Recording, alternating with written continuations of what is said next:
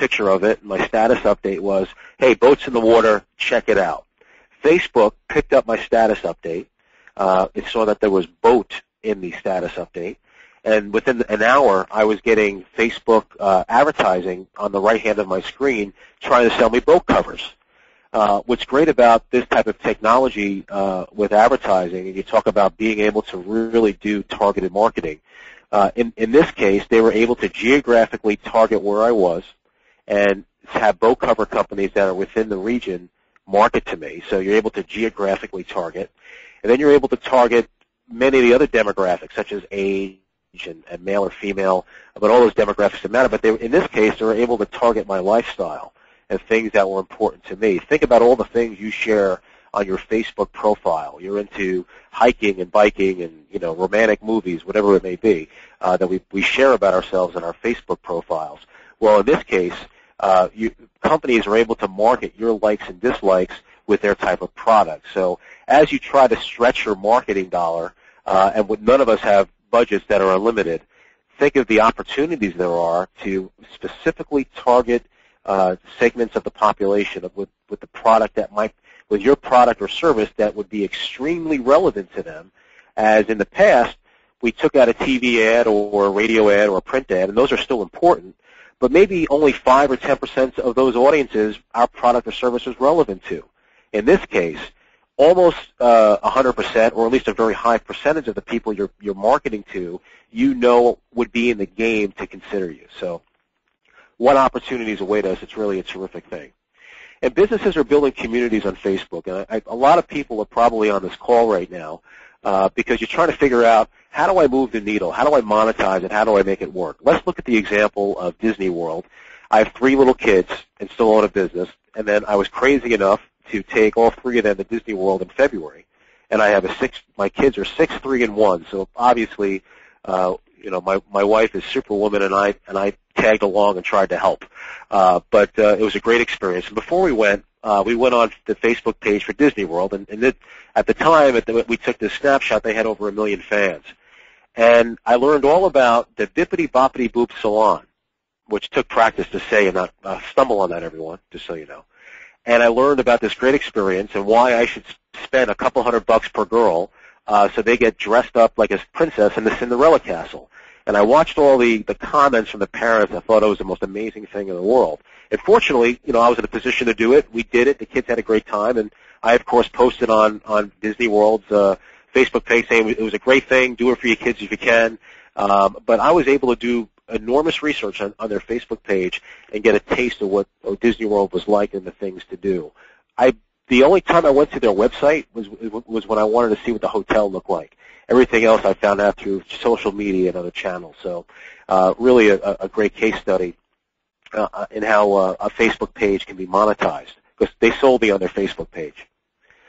Let's talk about Twitter. So we mentioned earlier it's 7% usage, but the fact that half of you are on it says you're ahead of the curve and you have identified it as a place to do your marketing. I read an article today, which is that came out yesterday, that I think is really eye-opening. Search engine optimization for your website, and just so everyone understands what search engine optimization is, in organic search results, unpaid search results on Google and Yahoo and Bing.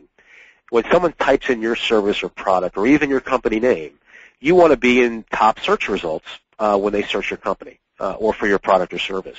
Many of us our sites are not doing the job for us. So we have to make adjustments to our site, bring in search engine experts, make changes to our website, maybe even deploy paid search, depending how competitive your industry is. But what's really terrific about what I read today is now Google is taking YouTube and Twitter and Facebook, and as you make these statements on the internet, in particular with Twitter, which is microblogging, and you're able to give short updates or provide commentary right on Twitter to people that are following you, those are going to be searched by Google instantaneously versus there being a delay. So think about this new dynamic changing information on your Twitter account. Maybe it's feeding the homepage of your website. Think of the possibilities that it can do to enhance your searchability and have people find you. thanks to the vehicle of Twitter and how it's relevant enough that the search engines are plugging it in to all of their searches, and now it's being done in real time.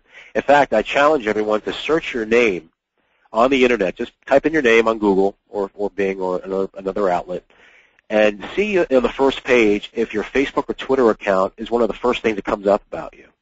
So think, if you leverage these things, these vehicles, these social media channels, such as Twitter and Facebook for your business, and you have ongoing, dynamic, changing information, think about what it can do for people to find you for business. And that's how you monetize it. Twitter, again, is great for top-of-mind awareness, and on the thought leadership aspect.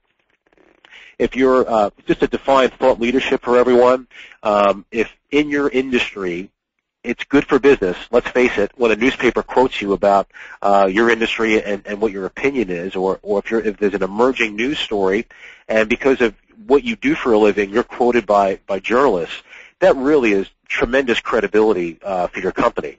And what many organizations do, one of our clients is KPMG, which is a global accounting firm, and they spend the majority of their marketing budget investing in thought leadership. So on any given day, they're in the Wall Street Journal or they're in the New York Times providing analysis and experts in accounting. So that's thought leadership. Well, take it a step further with social media. In this case, if there's something happening in the news, you mention it, maybe you put a link to the story, and then you provide quick commentary on it. And then maybe throughout the day, as a story emerges, you're continuing to do that. And that's thought leadership, and that's how you leverage it for your Twitter account. In fact, we've had social media posts that we've done that other organizations have seen and repurposed them. In fact, if you were to search my name or my company, you would find that I'm quoted throughout the world because of a Times Higher Record quote or an HB Biz quote that's picked up, quite frankly, thanks to the Internet. So thought leadership can do great things, and Twitter's a great vehicle for you to do that. And it makes you accessible, and there's a speedy response. Let's talk about BP. I'm sure we've probably all heard of BP by now, but it wasn't very long ago that they were the top news story in the world.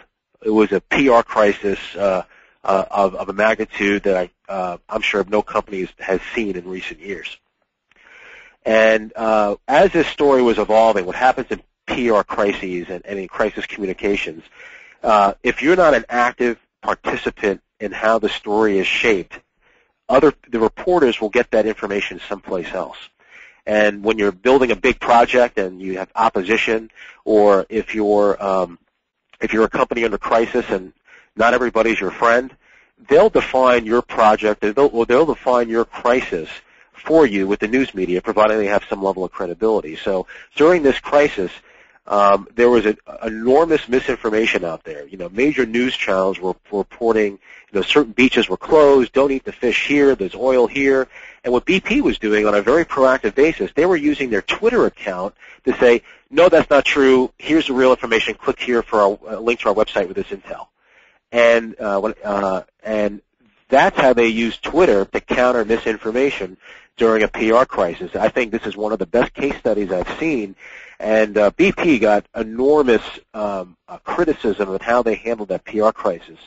When they first started dealing with this on a PR level, I wrote a column in the Times Higher Record about it, and I basically said they're using all of the available channels and they're deploying a great handbook on how to deal with a crisis. Now, later on, the way management made decisions, that's where they messed up. But on a PR rollout, deep communications crisis plan, they leveraged social media and all the other channels available to them very effectively.